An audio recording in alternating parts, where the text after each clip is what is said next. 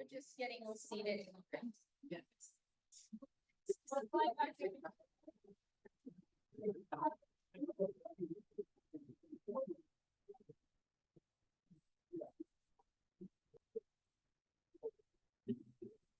Okay, looks like we're all sitting down, which is good.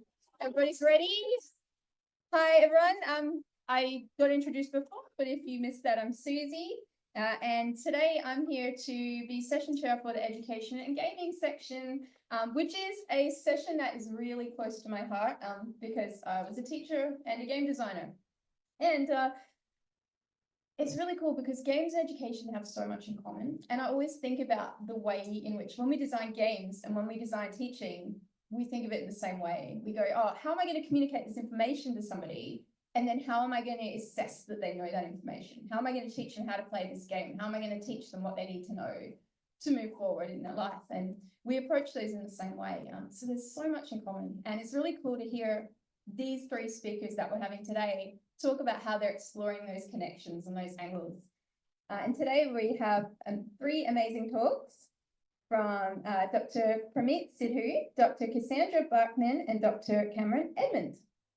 And we're going to hear all three talks, and then we're going to open up to some Q&A after from the audience and from people on Zoom as well. So thanks so much to our wonderful speakers. And let's get started with a remote talk by Dr. Premeet Sidhu.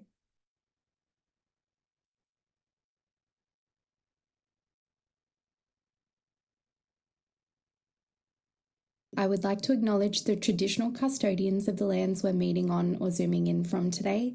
For centuries, teaching and learning has taken place on these lands, and it's an honour that we get to continue that tradition today. Good morning, everyone. I'm Dr. Premeet Sidhu. I'm a high school teacher and a games and learning researcher at the University of Sydney. Today, I'm going to be chatting through a research study where myself and my colleagues Jen and Marcus looked at what happens when a video game is used as a key text for study within a high school English classroom. The field of games and learning often grapples with the question, what if games were taught and studied in school classrooms? Generally, even though existing research shows that games can offer players powerful learning experiences that transform their understandings of the world, themselves, and other media, there are also hesitations from the broader public about the legitimacy of the medium and its potential impact on player behaviour. Games and learning researcher Dr. Karen that through play, we can express and value all different facets of humanity, flaws and all. In this way,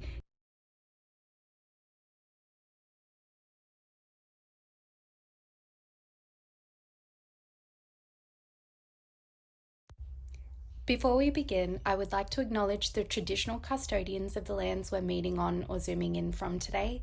For centuries, teaching and learning has taken place on these lands, and it's an honour that we get to continue that tradition today. Good morning, everyone. I'm Dr. Premeet Sidhu. I'm a high school teacher and a games and learning researcher at the University of Sydney. Today, I'm going to be chatting through a research study where myself and my colleagues Jen and Marcus looked at what happens when a video game is used as a key text for study within a high school English classroom. The field of games and learning often grapples with the question, what if games were taught and studied in school classrooms? Generally, even though existing research shows that games can offer players powerful learning experiences that transform their understandings of the world, themselves, and other media, there are also hesitations from the broader public about the legitimacy of the medium and its potential impact on player behaviour. Games and learning researcher Dr. Karen Schreier argues that through play, we can express and value all different facets of humanity, flaws and all. In this way, games are one of the most powerful forms of education we have. Whether they're physical, digital, social, single player, long form, or one-off play experiences, games and play are important tools that can shape the generation of knowledge. Despite the omnipresence of games in Australians' lives, few studies have been able to examine whole cohort usage of video game-based units of study. It's one thing to teach a game to a small group of students, and another entirely to integrate it across a year group in a limited time frame with whole faculty support. As such, it's important to understand the external and institutional structures that impact how we view, use, or teach video games in school contexts. The data and findings presented today are from a case study that took place in Sydney. We partnered with Waratah School, an independent boys' secondary school, and the video game development company Secret Lab to integrate a video game into the Year 7 English curriculum. Our main aim was to help support classroom engagement and develop students' digital literacy skills and understanding of narratives. We used a co-design approach, which basically means that researchers and educators worked together to design the unit, which was delivered in Term 4, 2023. To give some further context, the English faculty at Waratah School wanted to revamp their existing units in light of the newly implemented English syllabus, which emphasises the importance of engaging with a variety of texts, mediums, and perspectives. As the participating English educators self-identified as being unfamiliar with modern video games and game-based pedagogy, we front-loaded our co-design approach. We compiled a list of 25 relevant games that could 1. Be feasibly mapped to existing units of study and curriculum objectives, and 2. Took less than 10 hours to play through. Ultimately, Waratah School selected the video game Night in the Woods for their Year 7 Coming-of-Age English unit. Briefly, Night in the Woods is a single-player narrative-driven video game, also known as a Ludo narrative, that is played through the perspective of May Borowski, a young adult protagonist who returns to her hometown after dropping out of college. Throughout the game, May grapples with various experiences related to coming of age, which are explored through her interactions with other characters via game mechanics like dialogue choices. So, what happened? What did we find? In general, both educator and student reflections and experiences aligned with existing research about how games can enhance levels of student engagement. However, these findings are not necessarily revolutionary.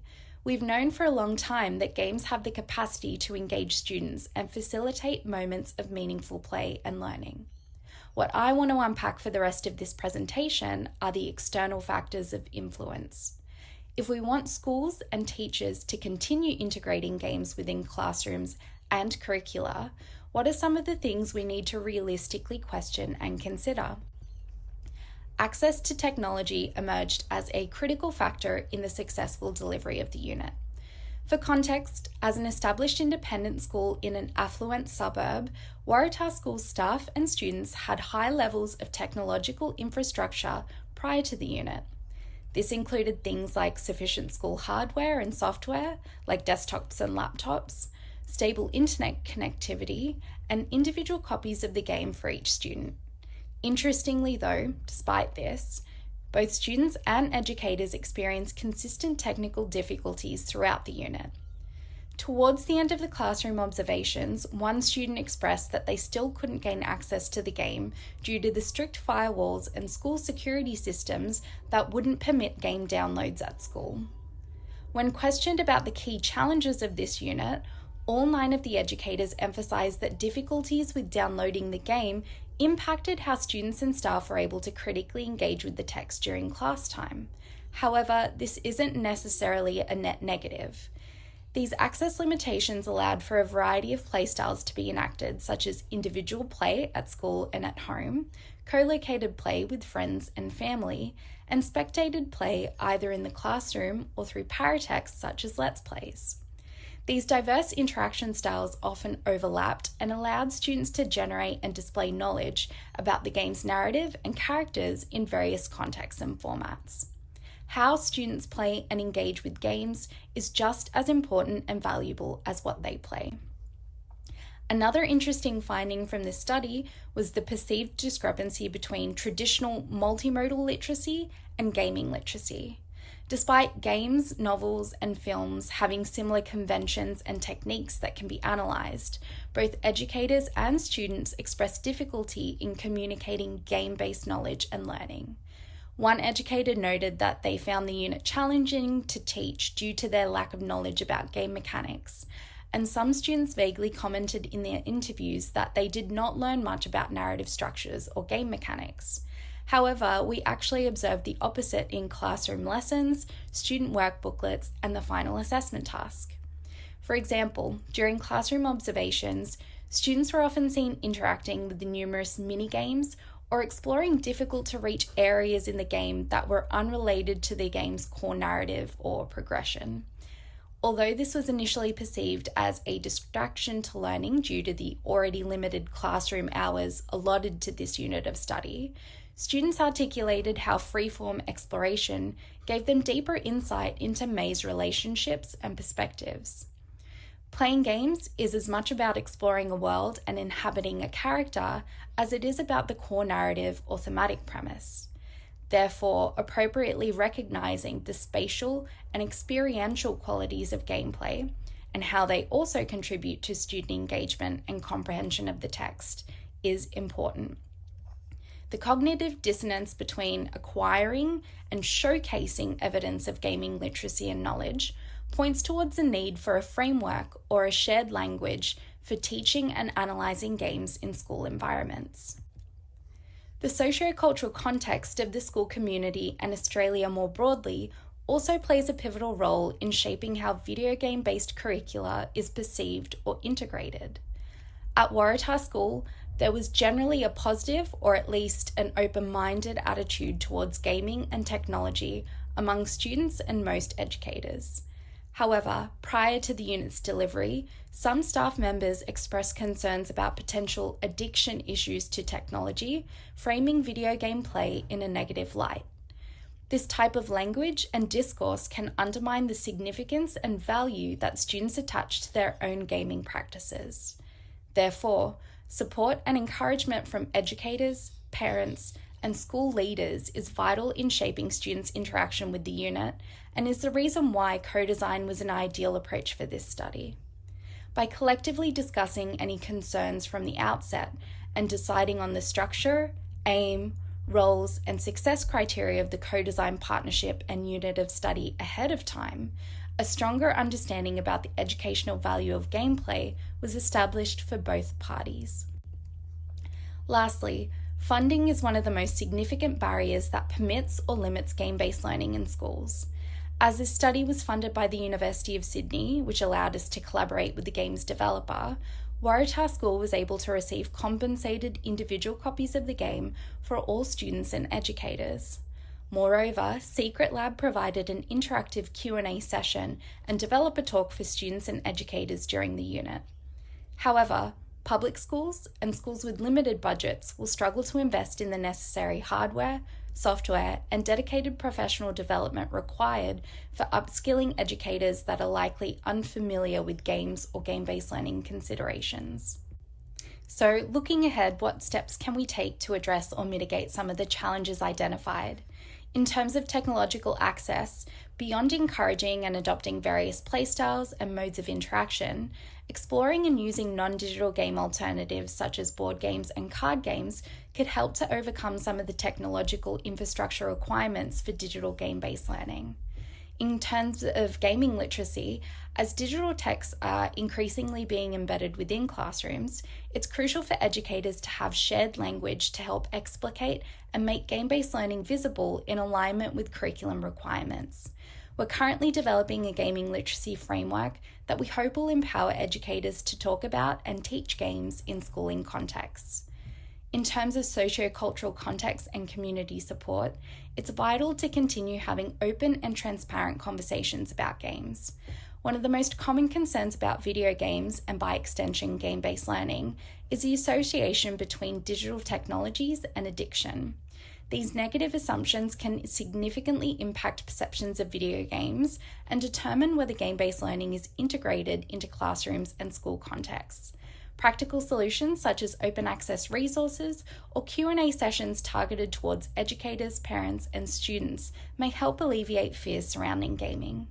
In terms of funding, exploring lower cost games and using free game design tools can offer cost-effective alternatives. The findings that I've discussed today begin to highlight the complex nature of implementing video games in formal learning environments. To sum up, I'll end with a quote from one of the participants in our study who said that educators need to be realistic that the world our students are living in is surrounded by gaming. Even though we know that games can be powerful catalysts for learning, if we want more games to be taught and included in classrooms and curricula, addressing gaps in technological access and gaming literacy, fostering supportive socio-cultural environments, and securing sustainable funding will all be essential steps moving forward. Thank you so much for listening.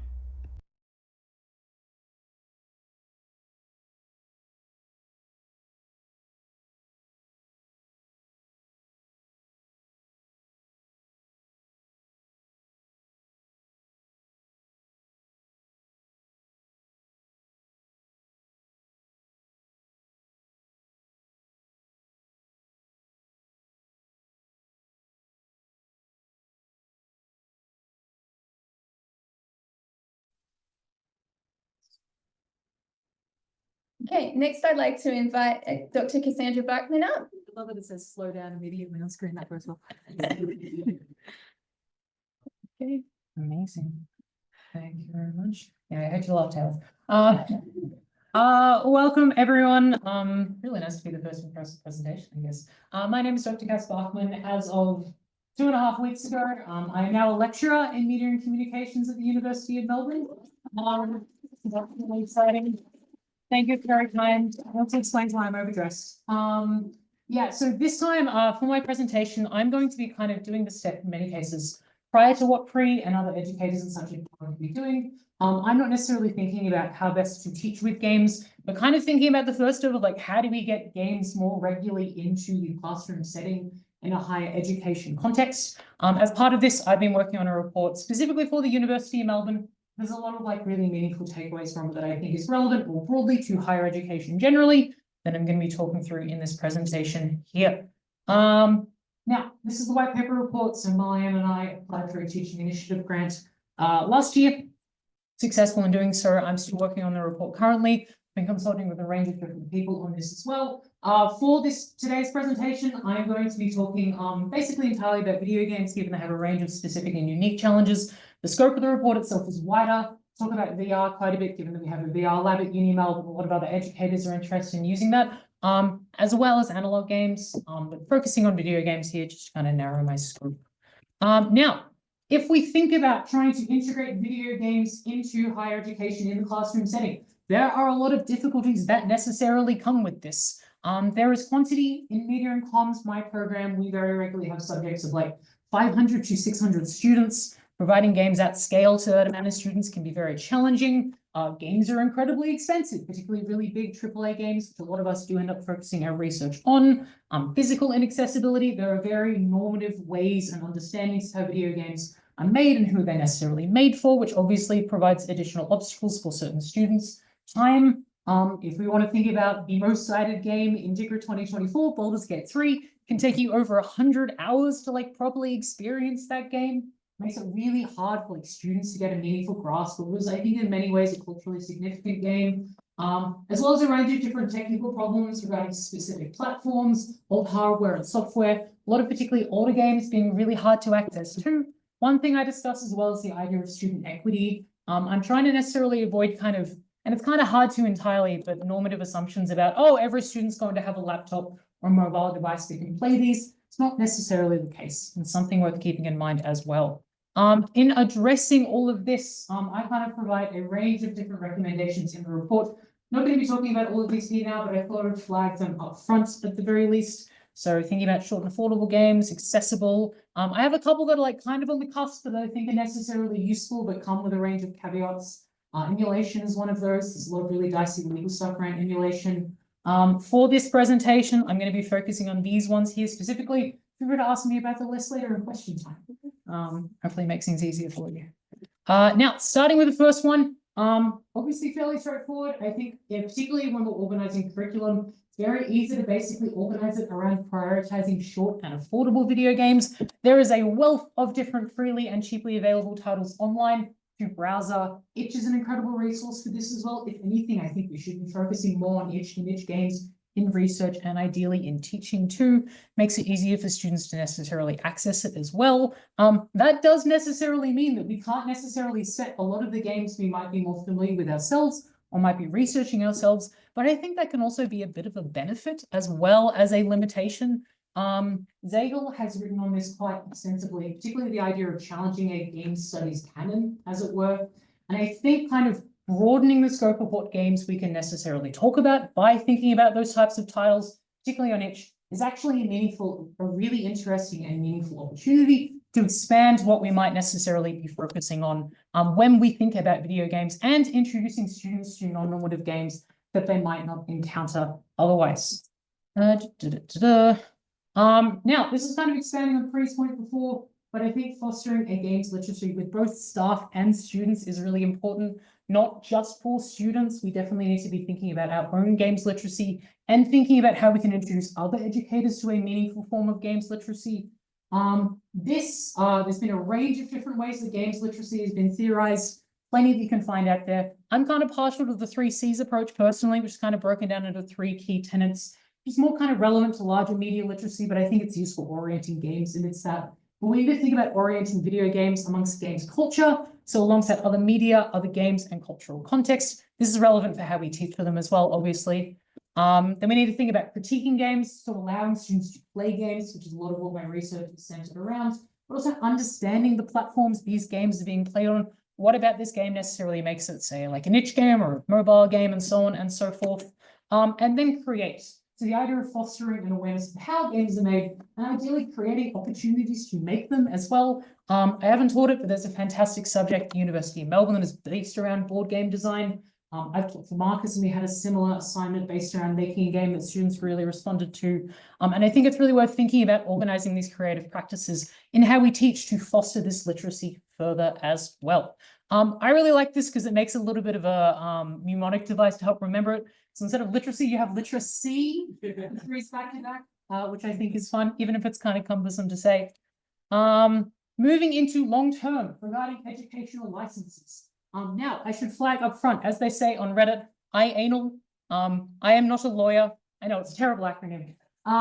But I think it's a really useful way of thinking about how we can, particularly in the long term as educators, basically make games more available through these types of contracts, kind of like what Pre was doing in the previous presentation. So we need to think about video games kind of like software, in the same way that we treat other different software in the classroom already. Educational license is kind of a legal document that sets the terms of how a specific game can be used in an educational context. Obviously relies on studios being supportive, but in the early conversations I've had with game developers, a lot of them are quite interested in this idea, particularly for smaller and indie studios as well. If anything, I think thinking about educational licenses, particularly in an Australian context, would be a really great way of basically making connections with Australian game developers and kind of foregrounding Australian games and game experiences in the classroom. I think is a really great idea. Obviously, plenty of precedents for this as well. One really big one was, I think it was in 2020, but it could have been before that. The Victorian Department of Education partnered with Microsoft to make Minecraft Education Edition available in primary and secondary schools in the state. Supposedly a very successful program. I think about doing something like this in higher ed would potentially be very useful. And as far as I'm aware, at least in the conversations I've had, not something a lot of other universities do.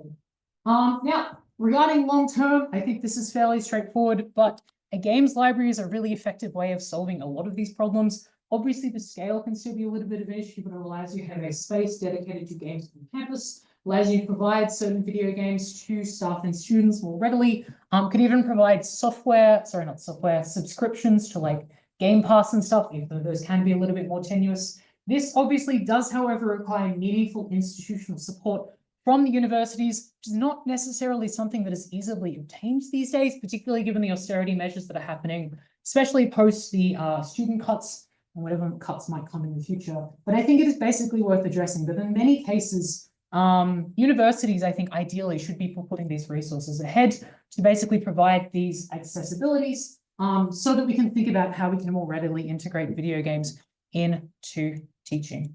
I have no idea how much time that is, but that's it. Thank you very much.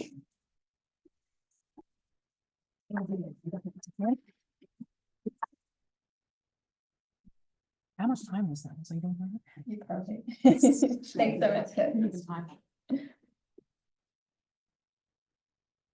Okay, thanks so much, Cass. That was awesome. That gave me a lot to think about. I know what to go now to ask for from my management. Okay, next we're going to hear from Cam and Edmond on a remote presentation. Hello, I'm Cam, a game development educator at Macquarie University. I'm presenting some ongoing work that I'm doing with the MQ Game Jam, an extracurricular activity with pedagogical consideration. I'm going to present lessons I've learned to help anyone thinking of doing or who are currently doing something similar. Now, like many of you who teach game design and development, our students have a big project at the end of their degree. Students start with concept for the game and they go through the whole design and development lifecycle all the way to publishing a game right at the end. But students haven't had the experience of seeing a game from go to woe yet. They've done a lot of scaffolded, smaller projects to learn the ropes, and there's a huge leap from that to publishing something for other people to play. As such, they encounter problems that they haven't faced before. There's technical debt, there's overscope design coming to roost, and features or interfaces that aren't being tested until it's way too late. These are great learning opportunities, we all know that, but students don't see it that way when their grades are at stake. University degrees are expensive, they're stressful, and punishing someone for getting something wrong the first time is problematic. So that's problem number one, but kind of speaks to our next problem. The relationship between the games industry and game development in academia. There are a lot of questions around how industry-focused game development degrees should be, especially given the nature of the industry. These questions are hardly unique to game development, with the divide between higher education's focus on theoretical pursuits and the more practical approach of vocational education and training coming under scrutiny. Finding avenues within degrees to teach industry preparedness versus critical thinking provides its own challenges. Many work-ready teaching practices reinforce established inequalities, marginalizing the already marginalized and reducing student outcomes. Moreover, an overemphasis on project-based learning, a necessity for creating complete video games, can privilege the doing rather than the understanding and problem solving. A gravitation away from the creation of thoughtful, well-rounded problem solvers seems perpendicular to a university's mission. Now, an alternative approach is community readiness. And this resonates as a really attractive compromise between the industry focus of many universities in the 2020s and our own reckoning here in Australia as to the games industry being one of craft and entrepreneurship. Community is our first clue for approaching the problems I've outlined. Ingraining community building and knowledge sharing into programming pedagogy has precedent. Although rather different in execution, Zalia's et al.'s work encourages educators to expose students to open source communities and encourage contributions. Now, while useful, our students range in skill and confidence, and placing too much at stake for the student, grades, public scrutiny, contributing to a big deal open source project they're passionate about, these won't really help alleviate my central concern of students feeling like they're making mistakes too late. So how have we tried to address this? We've created an extracurricular game jam event. 2 days, students get together, they make a game based on a theme and a constraint. However, in addition to these basic tenets of a game jam, we also introduce assessment tasks, finding a group, creating a pitch to present and publish the final game. These are all framed in familiar classroom language and scaffolding, but without any marks associated with them. Separate from both grades and class time, the game jams capitalize on the concept of extracurricular activities for student learning, an approach in programming and STEM education discussed by Dalal et al. The game jams began as really small affairs, but have since grown to a prominent event within the university, welcoming students from across different degrees, faculties, and even institutions. This was a teaching exercise, so I wasn't really planning on doing any research. As such, none of these game jams were running away where it would be ethical for me to use participant data or images. So instead, I'll be discussing my experiences as an educator and a facilitator of these events through an auto-ethnographic lens. So there's a lot of lessons that I've learned, but I've only really got time for 3. Engagement with industry, structure versus chaos, and student well-being. For the first game jam, I didn't involve industry at all. I didn't know how things were going to go, how many students would turn up, and I didn't want to really do my growing up in front of industry here, you know. My nerves perhaps worked in my favor here, because when I did invite industry later on for the second game jam, I contacted what was then Wargaming Sydney, and I just kind of said, hey, look, I'm just a funky little guy, I'm running a funky little game jam, would you like to help? You know, you can help in any way you want, you can send people to hang out, you can judge the games, it's how much you want to give and how much you can afford to give. And they said, yep, cool, we're going to send you 2 staff, Holly Hawkins and Luke Ledwick, both amazing people. They came in, They did these great little presentations about design and about game jams. And then they spent both days just walking around, helping students, writing code, generally being incredible people. And Holly and Luke have both been mainstays of the game jam. But then the next time I invited industry, I also got Mitch Sayer from Blowfish. And he's done much the same thing. You know, he did his presentation and then he's walking around helping out. And these folks, all three of them, they're coming back to game jams. They're remembering students from previous game jams. They're picking up conversations from a year before. You know, it's been amazing.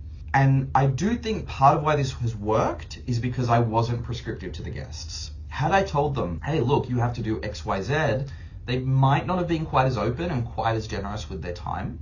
But because I allowed them to craft their role and their involvement, they've taken a lot more ownership of it. So engagement with industry is great, but it should be a co-op experience. So on to my next point around structure and chaos.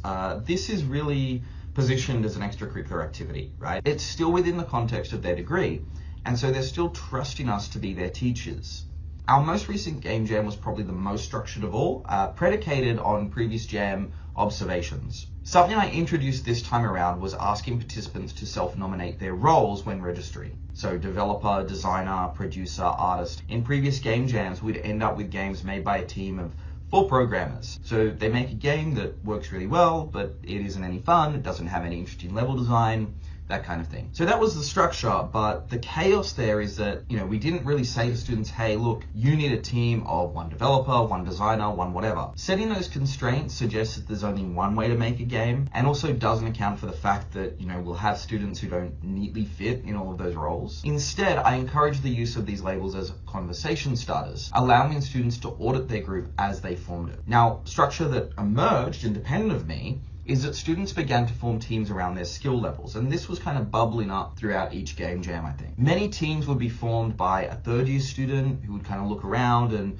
get this kind of motley crew of first and second years together, and these third-year students became the producers. They shepherded and guided the students working with them. Now, in terms of a temporal structure, I did try to keep this light. The day begins with a short talk from myself and the industry guests, where we go over a few design and development lessons around game jams. The purpose of this is to treat the game jam itself and the ensuring deliverable the same way one might any other assessment. When you ask your students to write an essay, you do some essay writing skills. When you ask them to make a game over the course of a semester, you set up what that looks like, right?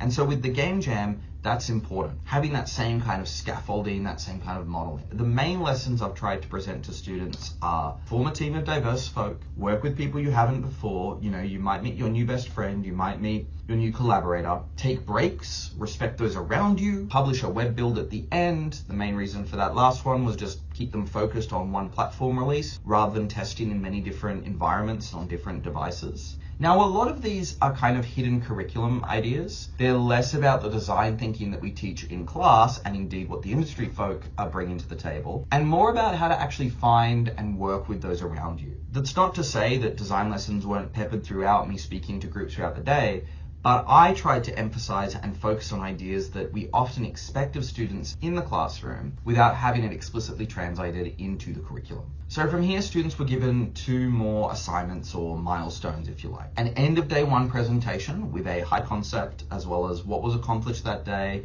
what they were going to do the next day. And then at the end of day 2, presenting the game in this big lecture hall with everyone around to support and clap and cheer. And I think we had at one point 16 controllers plugged in for one of the games. And other than that, and well, I guess kind of with that in terms of the 16 controllers, we embrace the chaos, right? Students collaborate, they take walks around campus, they go to one of the many rooms we've booked out, they play each other's games, they chill outside the labs, eating the pizza and the snacks. And I think that is important because too often we get students into 3rd year where we adopt this kind of more studio-based learning approach, and it's very jarring for students because everything before that has been really intensely prescribed to them through lesson structure for good reason. By the time they get to that studio environment, they don't really know what to do with this time. They're waiting for someone to direct them. So speaking to this structure, our game jam structure borrows quite heavily from the 4 steps of studio-based learning as outlined by Reardon and Tanji. A meaningful problem is given to students, that is to make a game,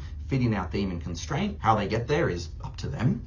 Each day, students present their solutions, their games, and they justify how they met that theme. Other students give feedback and comments on the game, sometimes getting to play it. And finally, students are able to rework their games before the next submission. And I guess that kind of openness and that tension of chaos and structure brings me to my final point around student well-being. Timing is important for an extracurricular activity. We had this real aversion to running the game jam after the exam period because our belief was that most students were going home, they're going back to work, they're done with uni for the semester or for the year. So we always tried to find good times to run the jam, such as during reading weeks, but then students have an assignment due, so we thought, okay, well, let's schedule it for the final week of exams, because there are never exams booked during the final week of exams. But there were exams booked during the final week of exams, and it was an awful idea. So with the most recent game jam, we ran it actually after the exam period, and we had our biggest turnout yet. Regardless, there are going to be well-being issues, in the sense that making a game is stressful, and things go wrong. Students won't necessarily listen to what I have to say, which is maybe it's reasonable. They also won't listen to what industry veterans have to say, which is less reasonable. And then when they get to the end, their build doesn't work, the controller breaks when presenting in front of the crowd. These are all those lessons that they used to learn at the end of their degree. But it's not too bad now, because they're surrounded by their friends, and I give them an extra 48 hours to polish the game before submitting it to the judging panel. So rather than creating their first complete game in the final year of study, experiencing the woes that come with it while their GPAs are on the line, they instead do so surrounded by friends, pizza, encouraging industry guests. The game jam activity becomes this really valuable but risk-free milestone on their journey from student to developer, and helps dismantle the idea that students must first complete their degrees before being game makers. To sum it up, like your first research paper, your first punk song, or your first Sonic the Hedgehog fanfiction, your first game is gonna suck. You're gonna make mistakes, things are going to break, and the end product might not even work at all. By making students experience this in the final chapter of their degrees in game development, we're setting them up for an early game over. Through extracurricular activities like game jams with applied pedagogical practices, we can give our students extra lives. While I've been leading the efforts discussed in this paper, the game jam is more than just me, and it only happens thanks to a lot of support from other folk at the university. Here are some of the amazing folk that have contributed to the game jam in some way. Here are my references. I don't just make stuff up. Future Cameron will be live in the Q&A. So woohoo, see you there.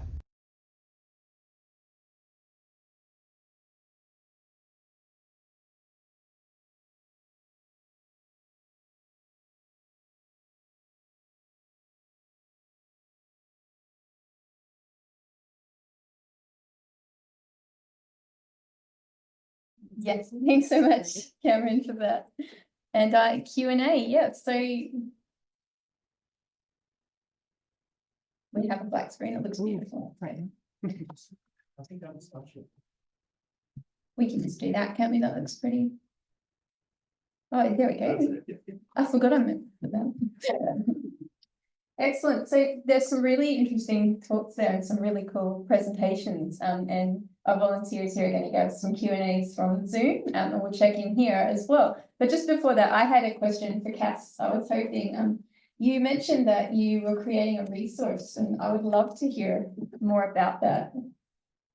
Yeah, absolutely. I forgot to address it more directly in the presentation, but as part of the idea of like focusing on short and free and affordable games, I've started putting together a Google sheet that basically like lists all of them. So you have like the game, the link, how long it takes to necessarily play through, single player, multiplayer, it's free, is it under $10, is it free to play, like all of those additional things, and basically starting to put all of the games that I'm aware of from here. I don't have a ton in there at this point, but I've seen other resources that other people put together. There was one I came across recently by a game developer just listing a bunch of free games so you can play more easily. And like, yeah, I feel like we need something like this for education, right?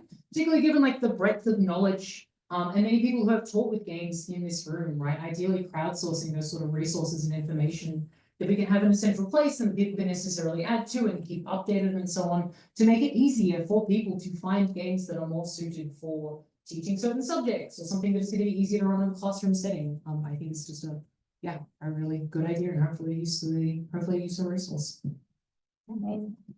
Amazing idea. Thank you. Would we like to go to Zoom questions now, or should we ask? You have a few on there? Or questions? No Zoom. Questions around the room? Thank you.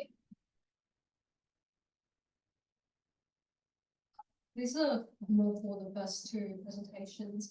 How would you embrace educators learning more about game literacy? Very good question. Should I go first or should I? Yes, you go first and. Yes, that's it.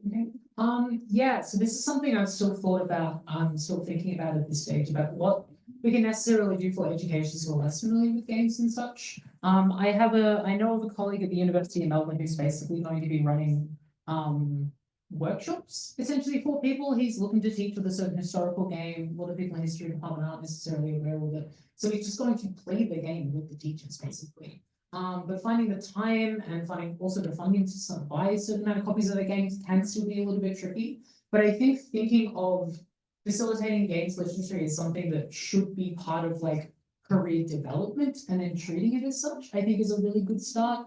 Not always feasible, particularly given in higher education where like people are already really stretched in when it comes to hours. But I think ultimately that's kind of what we need when we want to be thinking about how do we like access educators who are less familiar with games, who wouldn't necessarily attend DiGRA and be thinking about this as much.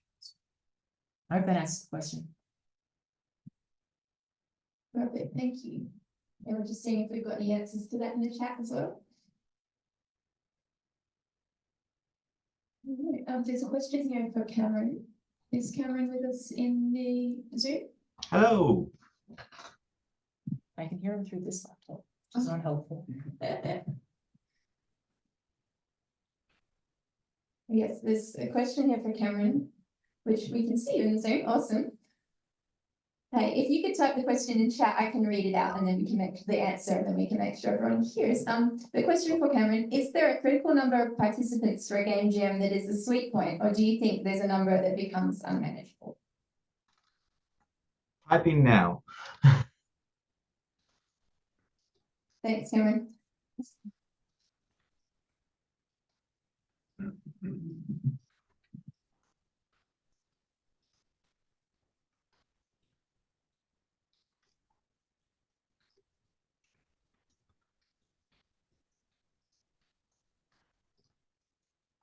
There's another comment here in the Zoom that talks about from Emma McIntosh that talks about she finds hosting game jams as extracurricular activities to be great for students alongside their more formal development assignments. And it sounds like lots of us are using game jams in the classroom, which is really cool. So Cameron says, very cool question. I think that it comes down to timing. We had about 70 folk at our last jam, and that meant presentations, etc., really ate into active development time.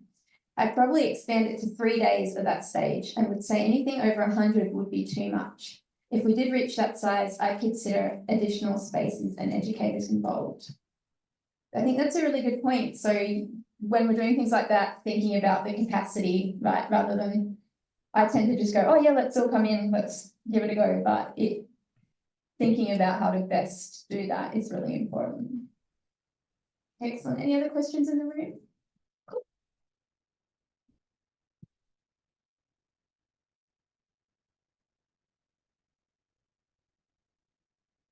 Hi, this is a question for Dr. Barkman. I just wanted to ask you, because the Video Game History Foundation has come up with the digital library.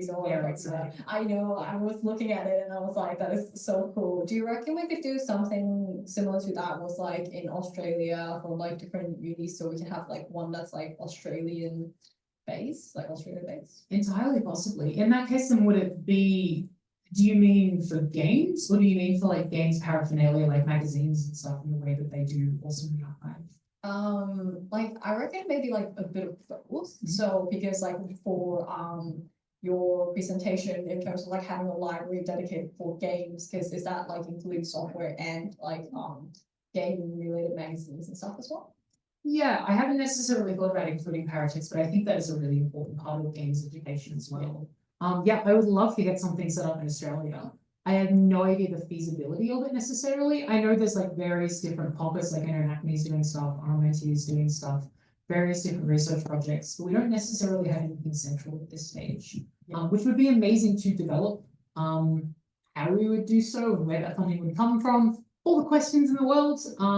But yeah, I think that would absolutely be a really useful supplementary thing to like dedicated games libraries at each university. Because again, like you kind of, particularly in having something from one university to the next, you kind of, each university is solving the same problem on their own. Like there's not necessarily a way of pooling all of that necessarily efforts. And having something that is really available like that online, I think would be a really good way of doing that. Yeah, and thank you for your presentation as well. No worries, thank you. Thank you. Sounds like that could be a really big ARC project for all of us. We haven't thought about that before. Sorry, on that same theme, sorry, right, Danny. Oh, hello.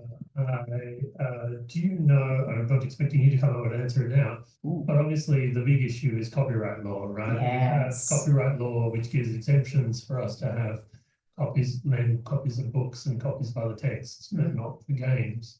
Do you know whether there are any initiatives to actually address the fundamental problem, which is educational licenses being embedded in copyright? I wish there was. I do not know of anything right now. In the conversations I've had with the University of Melbourne Copyright Office, they've been liaising with, I think it's called Unicorn, but in my brain I call it Unicorn, which is like the Australia-wide like copyright offices at all the different universities. And to their knowledge, nothing like this is currently happening, at least in the threads they've put out. So no, that work is not happening in this stage. And I agree that we really need to be doing that. Not only for emulation, but also like when I was talking to them, I mentioned, oh yeah, I've taught with games before, and I would bring my Switch into class and then play games as a class that way, like provide my own resources. And they're like, yeah, that's technically against the game's terms of service because it's supposed to be in like a private setting for individual use or something like that, right? Or like the University of Melbourne, one of the student clubs wanted to run a Mario Kart tourney and they needed to get permission from Nintendo to do so. And it's just like, that's kind of ludicrous, right? Like the legal restrictions are ultimately like the one hurdle that a lot of these issues end up coming up against for emulation and just for availability. And I agree, it would be amazing to fix that problem. Again, not a lawyer, and I don't know who or what could be able to do that, but it's absolutely something that should be addressed. Thank you. And just another question. Emma has asked, building on Brad's earlier question, to Cameron, have you noticed an optimal team size in a game jam? And Cameron said, I think 4 to 5 students is perfect, although we often have one solo dev who does very well as they avoid any sort of team management issues. The downside is they don't get that experience though. We had one group of 7 that did great, but could have also been a disaster. And Emma has said that 7 or more seems to be verging on the too large size in her experience as well, which is interesting. So yeah, lots of different perspectives on that one. Excellent, and we do have time for a couple more questions if we have those. In the Discord, awesome. Question for Cam. Can you talk a little bit more about what the industry figures did in their role? You mentioned they took a lot of ownership, and I'm curious what that looked like. So Cam, if you could please answer that one into the Zoom, that would be easiest for me to read out. Oh, no worries. Oh yeah, another question for Cass. And we'll ask you this question while Cameron's answering. Sure. What trade-offs do you see there being if an educator were to exclusively use free games for study? I'm imagining engagement challenges with my secondary students if they see things as being too casual or less than or whatever. But I'm wondering if there are other biases or similar you think might be introduced. It's a really good question. I think it might really depend on the student cohort and the individual students, right? Like I've taught a lot of students who come in with a lot of preconceived conceptions. They play LOL every weekend or something like that, and they're going to respond to these games very differently to someone who maybe plays mobile games or something like that, right? But for the first type of student, for the students who are already very familiar with games, AAA games, they might play the same FIFA or Call of Duty every year or something. Yeah, there might be a really adverse reaction to cheap or freely available games, like quote unquote casual games. I didn't necessarily address it in the presentation because it's a whole other can of worms, but one of the impacts for availability is like cultural accessibility, right? Like the fact that video games still in many ways caters to a certain type of person, and the normative understanding of what video games necessarily are is a lot of people are being excluded from that. And so by fundamentally shying away from that, you're going to be alienating people's kind of expectations in a certain way. I would like to think that if you chose the right games for the right settings, students can still find that really engaging. Like I've talked with something like, say, for example, the Uber gaming class when I was talking about the sharing economy, and students respond to that really effectively. It's really simple and you can do it straightforwardly through browsers and such. So I'd like to think if you married the right curriculum with the right game, that would be less of an issue. But I absolutely don't disagree that it's entirely possible you'll deal with pushback from certain students. But it's a complicated thing to address. You can never make everyone happy. No, sadly not. Thank you. Okay, Cam says, back to run. They mainly provided roaming feedback to groups, occasionally dipping in to help with coding or getting them back on track with refining their gameplay loop. I think the main thing they brought to students though came back to well-being. Having an ex-Bungie dev sit down with you and say, yeah, I struggled with that too, is something that can help a student recenter themselves when things are breaking. That's a really important point, I think, that reality that game dev in real life is messy, right? And just seeing that. Excellent. And any more questions in person? Here we go. Quite a few. I have a question for Premeet. Thanks for all the presentations. I was hoping you could speak a little bit more about the assessment that was integrated into the curriculum after Madam Wood's like was it seminar, presentation, or essay, and what kind of things did they write about or ask us to write about, and sort of successes and challenges. Thank you so much for your question. Would you like me to answer it or type it in? If you could type it in, that would be excellent. Thank you. Then I can read it out to the people in the room as well. No worries. Can. Thank you. And while you're doing that, I'm going to go to the next question and then we'll come back and read that answer. Hey, Ryan. Thanks, Susie. Dr. Martin was playing early childhood educator and teacher of educators. Oh, fantastic. Yeah. We should talk. We should. Excellent presentations all around. And this might be essential here, Cass can answer this. In schools, generally gaming and esports type activities, curricular, extracurricular, only happen when there's a passionate person in the room. And often there's a lot of resistance from leadership and all the other challenges you noted. I just wonder if you can answer, how do we fight against that resistance from those that perhaps aren't gamers or don't understand the benefits of gaming in education? More broadly, big answer. Okay, I don't really know if I have a concise answer to that one, to be honest, because it's really hard and kind of speaks to that idea of like cultural accessibility before and everything, right? Like I've come across this time and time again, like even in the media and comms program, I'm pretty much the only person doing games research, and most of my other colleagues' perceptions of games are limited to the really, really big things, right? Like they think of like Roblox or Minecraft or Fortnite or Call of Duty or something like that.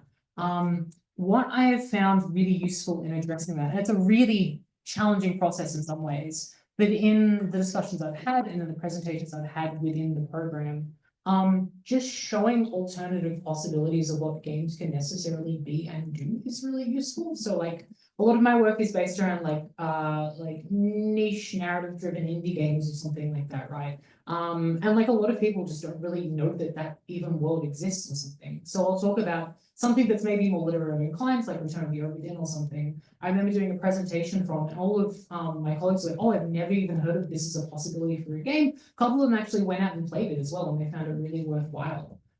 So I think in many ways, it's just kind of a matter of bringing people on board and helping them recognize that video games are just like kind of challenging their preconceptions of what the medium necessarily is. And that's a really hard thing to do, and you almost have to do it on an individual case-by-case and program-by-program basis. But I think it is a worthwhile thing to do, and I think in many cases that can be the easiest way to get people inside is trying to provide that cultural shift wherever you can. I don't know if that's a satisfactory answer, but yeah, I hope that helps. Yeah. I think that's really cool. And I love when you see that growth in your students too. Like when you get to see that, it's the best. Yeah, absolutely. Okay, Meg has mentioned that resistance happens at tertiary level too. And Brad says, I definitely felt that a lot in my teaching experience too. I often taught students how to create games and would have a base rejection of other teachers to mark any of them. Just that. And Meg said, feedback from students, you have a good experience helps. And did we get an answer from Premeet for that question in the Discord perhaps? No.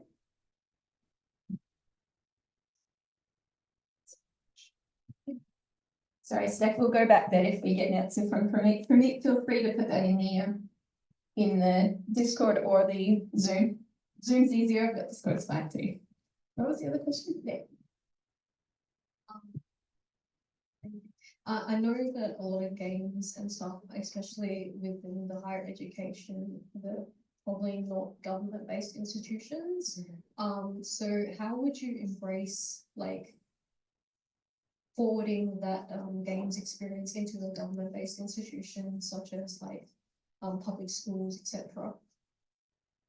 Is this one me specifically? or- Just in general, just like public university. But yeah, Cass, feel free to answer that one. And Premeet and Cameron, if you have answers for that, feel free to put them in the chat too. Yeah, so you're asking specifically like how would we try and forward this in like government-based institutions, especially anything like public schools or something like that? Yeah. That aren't funded by the interest, they're funded by like helping kids learn, but also like because my mom's a teacher, so I'm very interested in Right. because she uses games as an asset Mhm. and as a way to help, but not the yeah. So basically, the reason why I asked this question is because my mom's a teacher and she teaches between primary and high school Mhm. education. And as she works in the government-based, she actually uses games, but those games aren't recognized as indie games. So in terms of like just simple web-based games and stuff like that. But I was wondering like how you would like encroach in using not only just web-based games, but also the indie development side and that sort of. Yeah, I think it probably comes back to, as I was talking before, like trying to foster those communications and conversations to get leadership on board. But I think particularly in state schools, particularly when we're talking about funding shortfalls and thinking about indie games specifically as well, it's entirely possible that it could be worth liaising with local game developers. As I said before, like a lot of the conversations I've had with indie devs are writing educational licenses and wanting their games to be used for teaching. Most game developers, to my understanding, are actually really, really keen and interested in that idea. So I think one really effective way that you could do it, again, it's on a school by school basis. I don't really know how you go more broadly beyond that. Could just be fostering those sort of communications and conversations and connections between local indie developers and schools where their games could necessarily be used. Itch, I think, is a really incredible resource as well. If you want to think about a certain style of indie game and how those are necessarily freely available online, hundreds and hundreds and hundreds of them, very useful in many different contexts too. So I think it's really a combination of like challenging those preconceived assumptions, facilitating connections with developers, and then like thinking more broadly about what sort of indie games you would want to use in the classroom and where you can access them. Does that help answer your question? Yeah. Thanks so much. It's a great question and a great answer. And I really love how it led into that idea of connections and just making those connections and communicating, finding out what's going on in those spaces and who we are. Totally. Yeah, we're in a really good position as well because like Australia just has like a really incredible like indie game scene right now. In Adelaide, Melbourne, Sydney, Brisbane, and everywhere, right? So I just think it's like there's a lot of I think really useful untapped potential, and I think we should be making connections with developers more generally. But I think this is a really kind of useful first step. So. Awesome, great, and that ends this session. But I love the talk about people creating and developers, and it reminds me to remind you all to please check out the experimental track after lunch this afternoon and see the cool things that people are creating too. Thank you so much, Kev. Thank you very much.